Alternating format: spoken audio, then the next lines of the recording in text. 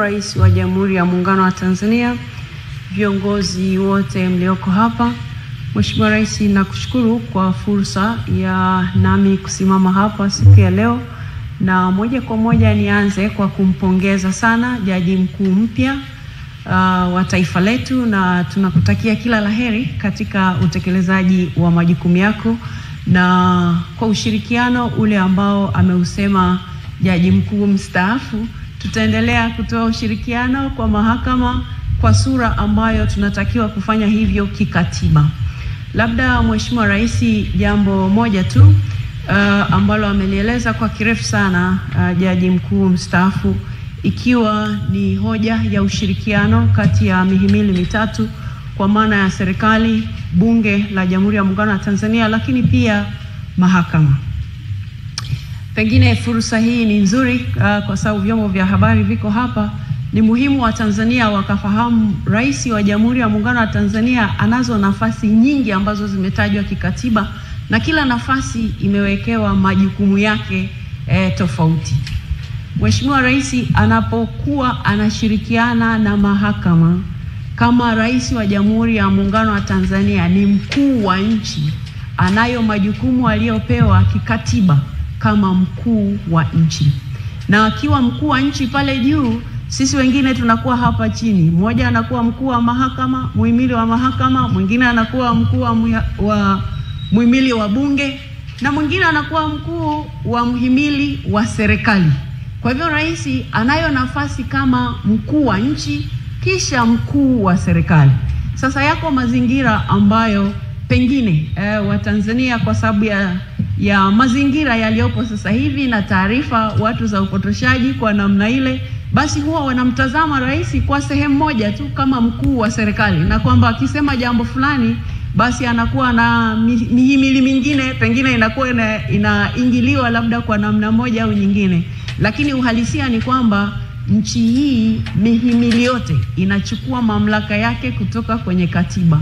Vivyo hivyo hata Rais wa Jamhuri ya Muungano wa Tanzania majukumu yake yako kikatiba.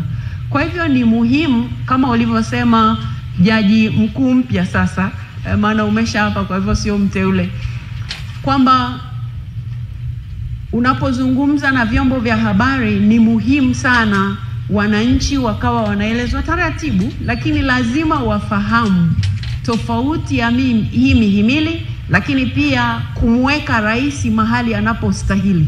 Sio mara zote anakuwa akitoa maelekezo au akisema jambo fulani kama mkuu wa serikali. Mazingira yake ni kwamba anaweza kutoa maelekezo kama mkuu wa nchi, lakini wakati mwingine kama mkuu wa serikali. Kwa hivyo lazima wananchi wapate hiyo fursa, na ndio maana nimesema hapa Bunge la Jamhuri ya Muungano wa Tanzania litaendelea kushirikiana na mahakama, kwa maana ya kwamba sisi ni kazi yetu kutunga sheria, lakini tukishatunga sheria ni kazi ya mahakama kutafsiri sheria, wakati ni kazi ya serikali kutekeleza sheria. Kwa hivyo hata hapa juzi mahakama imetoa uamuzi ambao nimesikia watu mahali wanasherekea kana kwamba wameshinda lottery hivi. Nikashangaa sana, nikasema hawa ni wanasheria kweli, wanaijua katiba? Kwa sababu katiba ya Jamhuri ya Muungano wa Tanzania inatupa fursa kama bunge kutunga sheria, inaipa mahakama kazi ya kutafsiri sheria. Mahakama ikisha tafsiri hiyo sheria, ni kazi yetu bunge sasa kuchukua hatua. Na wakati mwingine kwa upande mwingine mahakama inaweza ikatoa hukumu fulani, lakini bunge likiona hii hukumu iko namna fulani, tunatunga sasa sheria kuweka ile misingi, kuweka ile mipaka.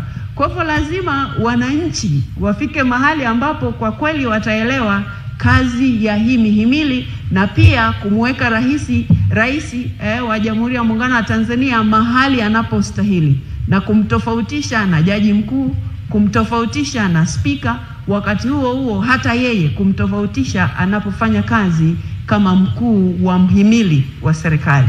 Mheshimiwa Jaji Mkuu, tunakutakia kila laheri katika utekelezaji wako, na Mheshimiwa Rais pia tunakutakia kila laheri katika yale yaliyo mbele yako. Asanteni sana kwa kunisikiliza. Asante Mheshimiwa Spika wa Bunge la Jamhuri ya Muungano wa Tanzania. Kwa heshima na taadhima naomba sasa kumkaribisha Mheshimiwa Kassim